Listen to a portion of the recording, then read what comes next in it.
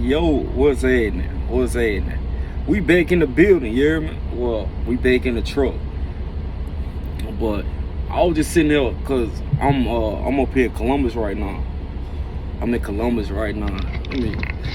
I'm switching out my sound system in my truck. So I done took the speaker box down, pulled some of the speakers out of there.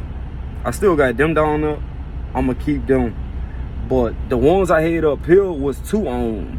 Those are 4 ohms. So when I get back home, I'm gonna put the 4 ohms in there and put everything back at the top of the bump. But that ain't what the video about. So while I'm in here doing this, dude keep looking at me like he know me. And he rolled the window down like, hey bro, check the channel out. I'm like, yeah, appreciate that, I'm actually making a video right now. So I might end up doing a video later on because he want to show me something that he got in his truck, and he got a system in there as well. So y'all dudes is really out here putting these systems in these trucks. I just had, if y'all want to go over to what's his name, Minnie Murphy channel and check that out. He just put check his channel out, but he just put 2 10s in his. And then my homeboy Tony, he got 2 15s in his. Then my homeboy Pops, he got 2 15s. Everybody just dropping these systems in the truck now. You know what I'm saying? It's kind of like a little trending thing going on outside of the bass and semi. But while I was in here, and I'm just like thinking, I'm like, I done came a long way. You know what I'm saying? 7 years in it. I ain't got no accidents. I got a couple tickets that I had TBC to fight for me or whatever like that, but it ain't been bad, you know what I'm saying? And God has been guiding me on my journey, you know what I'm saying, through all this whole little truck driving experience. So one thing I didn't expect when coming into truck driving was the BS that comes with truck driving. Like, I knew about the sacrifice, but I didn't know too much about all the sacrifices. So for people that like come into truck driving and you think it just like, you watch the channel and then you be like, hey bro, he made this amount, he making thousands of dollars a week. It just depends on where you go. Because when I first started, it wasn't thousands of dollars. Like, I started out with one, I think my first check was maybe $400 or something like that.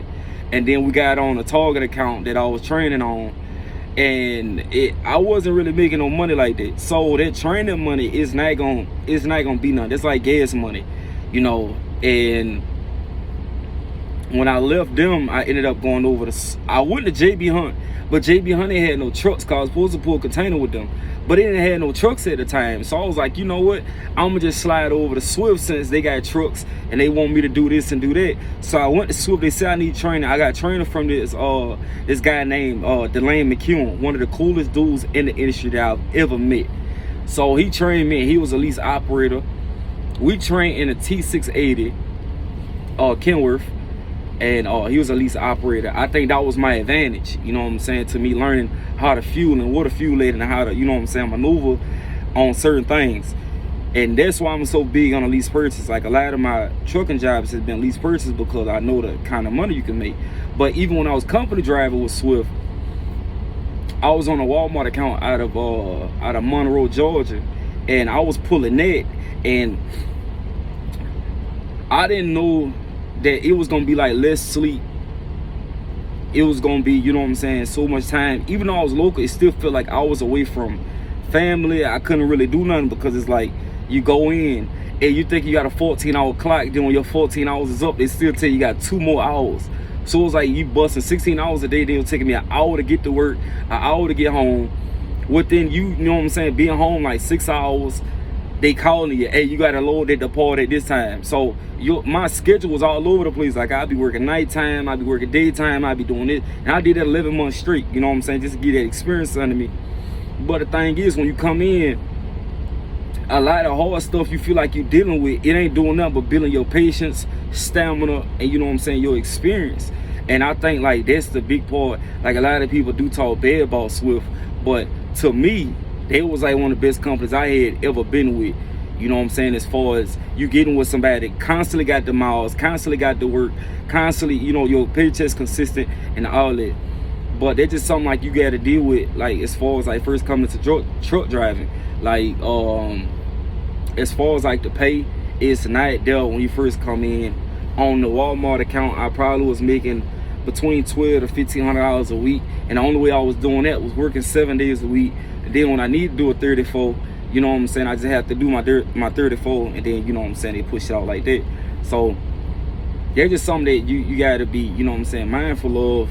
And also, like, you know, companies be wanting you to be on the road 2, 3, 4 weeks at a time and only get like 2 or 3 days home, which I don't understand, because like you still end up running the same amount of miles that you're gonna do, you know what I'm saying, on a weekly basis. So I don't get why they don't route drivers for their miles for the week, and then on the weekend they send you home because you gotta do a 34 anyway if they not running you off a recap. So now if you do a 34, you 700-800 miles from the house, then you gotta sit for 30. I never understood that, you know, why they expect drivers to be out so long. But there's something else you gotta deal with as far as coming to truck driving. So the sacrifice is gonna be straight up your money and your time away from home. Over time, like once you get that year experience, your money start to go up a little bit. Then you know what I'm saying, just depending on what route you go. I know some people say they've been trucking about 6 months. They got a truck, they went and bought one, they do this, they do that. People got different maneuvers through the system, you know. That's just them. But just based on my experience, the money was a sacrifice and the time away from home. And now it's like 7 years in, I can make, I don't feel like I'm gonna really ever make the money that I wanna make until I got all my trucks in a row, all my ducks lined up, my own authority, my own insurance, my own, you know what I'm saying, 5, 6, 10 trucks, warehouse going. Like, you don't never really make the money you want to make until everything is said and done and you got everything that you want and you run your own business, you know what I'm saying? So, you know, the sacrifice is to me, the sacrifice most definitely is the money and the home time. And then you got these BS companies that dog you, you know what I'm saying? You're gonna get effed around your first year, you know, within your first year. You're gonna get effed around quite a bit, you know what I'm saying, between all the running and all the extras. But that's what come with the game. And then over time, you know, you start doing what you want to do. You start seeing different little stuff open up for you, and then you good to go, you know what I'm saying? You take off with it and you take everything that you can and you consume everything. That's what I done did, you know what I'm saying? And just don't put it as far as just like, oh, you want to be a truck driver, you want to drive trucks.